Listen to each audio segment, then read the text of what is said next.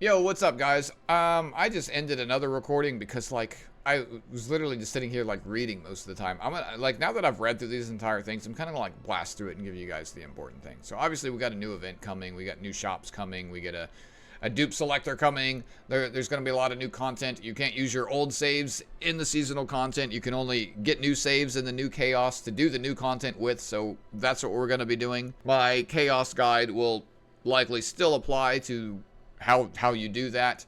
I did find out something in here, I think it was in the was in the improvements or bug section or something.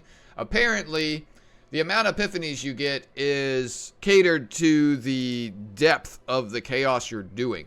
So even if you were to take a campfire, it would retroactively give you more epiphanies on the next fight. So it kind of makes that point irrelevant on my video, where you want to take as much fights as possible. I mean, it's still probably more beneficial because you get more credits doing that, but I guess it doesn't actually give you more epiphanies. So they kind of clarified that in these notes, which is nice. That kind of tells me you're more likely to get more epiphanies the deeper you go in chaos. If it isn't the way that way before, it's that way now. Maybe they fixed something. And then this is the Giga Boss. It's the crab. He's super easy, and then the more of these you do, the harder he gets. The deeper you go, the harder he gets. So I'm going to be doing videos on this. This is one boss I think I will absolutely destroy with Lucas. Yeah, so this is just, you know, all the stuff in the shop, the 4,000 one, and the alignment material. This is your gear selector piece, and this is your free dupe selector. You want to get these one-time account things probably first, because who knows, maybe something happens, and I would go for those first. Get them out of the way. And then make sure you get your tier god every week. This event lasts, what, 13th of January. So I'm guessing this shop is open that whole time. It's like 2 months this shop's going to be open. So you'll have a good amount of time to clear this thing out. Bunch of good login rewards, crystals, summons, prisms. Great. And then they add, this is another, I just think, yeah, it's another event. So you just, the more stuff you do, I think you just get more rewards. That's all great. This is the currency you use for that shop up there. This is just showing you're going to get extra for your exploration. And this is the chaos itself, right? The laboratory. So this is just your exploration levels. So like if you were to go look at chaos here, it's essentially the same thing as, you know, the level exploration here, 30. I don't know, I'm at 29 there still. I've done that place 100,000 times. But it's just your exploration here. You know, unlocking all this and then getting all the rewards. That's what this is. You just get more based on the levels. That's how you get a lot of equipment. So if it's looking like if you max out like your exploration like relatively quick, you'll be able to get that dupe selector almost instantly. Like you'll be able to get that dupe selector instantly, just doing the exploration there. Then we have Yuki, her partner, achievement log improvements. Yeah, they're adding more like stuff when you fucking level up, which is good. We're going to get a bunch of rewards right when we log into the game of stuff like retroactive that we would have received through actually leveling. So we're going to get a bunch of materials right off the bat, which is nice. They added some more stuff to the basin as rewards. So this is just like universal combatant, universal partner. This is universal potential material. And this is, I think, like experience. I'm not sure what traces of memory are. It's probably experience or something, and then we have credits down here.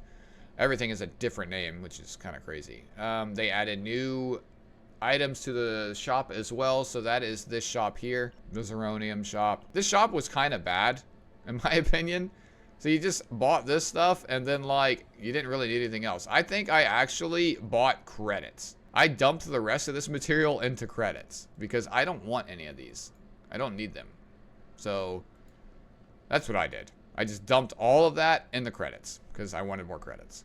But they're adding cake, the chocolate, and the striker partner wasn't in there for some reason. So they're adding that. Seasonal missions. They're adding new packs to the shop. And they're giving the option to buy the shops with crystals, which is nice instead of only big money. That'll be more convenient if like you're going to buy a lot of things in the shop, because now you don't have to log into PayPal 6 times in a row to buy out everything. That's nice. And then they have the improvements here. Where was the save data? I saw that earlier, and I want to talk about that first. How did I scroll past that without talking about it? Like, see, they snuck it in here. I missed it. Oh, here it is right here. Save data information improvements. Okay, so this is what we really care about. An in-game help section explaining the save data storage rules has been added. A guide on save data value has been added to the Chaos Infiltration Team Information UI. So I guess that's just the when your team is showing before you hit enter, right? It's going to be on there. Details of obtained save data now display the value of faded memories as points. This follows the notation of save data rules introduced in the help section. So we're going to go check that out. I'm going to put a video out on this like fucking immediately. I don't care what time the servers come up. The very first thing I do, like while everyone else is posting their Yuki summons, I'm going to be posting a video on the save data. Going over it. And I'm going to test that shit like ASAP. And I'm going to give you guys everything you need to understand it. All that stuff will be available tomorrow. I promise. That is what I'm doing like first in this update. And then I'll play the update. It's best we figure out how save data works. And then we'll be able to have more fun in the update, I think. Because since we're building new builds all from scratch on this new season, we're going to want to understand like what we could do with the save data, how much is worth what, and etc. I'm sure someone will come up with some kind of spreadsheet. I'm not really a spreadsheet guy. If we ever get access to one of those, come and put it in my Discord, please. And then they just kind of made some UI improvements. I went through all of this. There's a couple things of note, but in reality, like a lot of this stuff is just kind of okay, whatever. There is a slight nerf to Veronica in here. That's a bug fix to Kowalski. I guess it was like not doing something. Yeah, right here. It just come back. This card like retained its damage. Increase effect permanently when not triggered. So I'm guessing that's a certain Epiphany version. Is that what that is? Like a certain Epiphany? Like I don't have Veronica on my main account. I only have her on my alt account, so I haven't played her a lot. This one maybe. This one. So maybe this is what it is. Maybe when the ballista didn't get used for some reason at the end of the turn, it was keeping the damage and then you could use it again the next turn. I don't think that's... This is one turn. Maybe this wasn't applying one turn. Maybe it was just 30 damage every time you used it. So the damage just scaled up. It's one of those two, right? So, yeah. Other than that, there's not much in here. They fixed some text. They did nerf the dog guy in the Mists and Blue Pot. The guy that'll summon a bunch of dogs and fuck you up. They nerfed him a bit, which is understandable. But honestly, I kind of liked him being as strong as he was because when you got him, it made it kind of exciting. You know, because my run can end right here if I play something bad or if I do something stupid. But if he's nerfed, I don't really care. I never really had an issue with him. So it just makes it easier. Then they added the Roman numerals to memory fragments. I already, like, know which piece is what now, but, I mean, that's going to be good for a lot of people. For some reason, they lowered the appearance of the cat in the Garden Cafe. Why do we care about this? I don't know. One other thing I want to mention. Here it is. Activation count of Epiphany is proportional to the depth of chaos and is cumulated even outside of battle areas. So this kind of makes the point I made about dodging camps irrelevant on my videos. I guess if you don't do the fight, then you're just going to get more Epiphanies on the next fight. That's what it's telling me. But that's essentially it. I mean, if you want to check anything else, they made some like wording improvements, and I imagine they're going to be improving the wording on a lot of stuff every patch. And a couple bug fixes. A lot of it's like stuff I didn't even notice.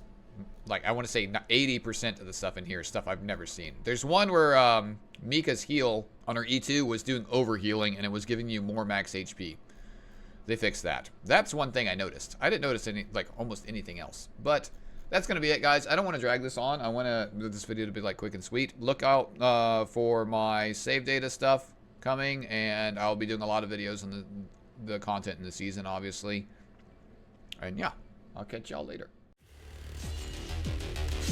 You fight as if you have 9 lives. This world has no place for you.